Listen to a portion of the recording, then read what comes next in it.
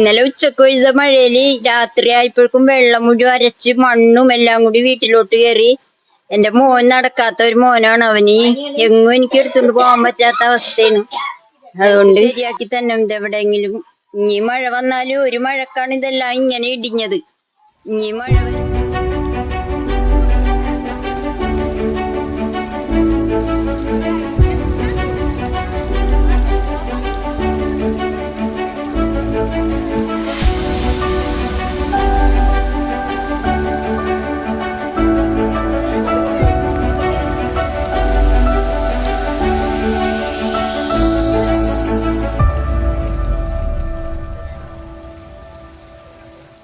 വയ്യൊക്കെ ശരിയാക്കി തന്നെ ആശുപത്രി പോകാനോ വയ്യ ശരിയാക്കി തന്നെ.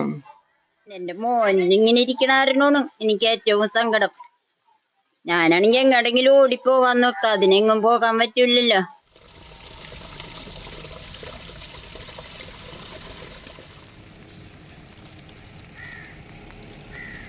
ഇത് ഞങ്ങൾക്ക് നടക്കാനാണ് നടപ്പാതെ ഞങ്ങൾക്ക് കൂടുതലും വേണ്ടത്. ഇപ്പുറത്തെ ഒരു കുഞ്ഞുണ്ട്, ആ കുഞ്ഞിനാണ് കാലിന് വയ്യാത്ത കുഞ്ഞാണ്.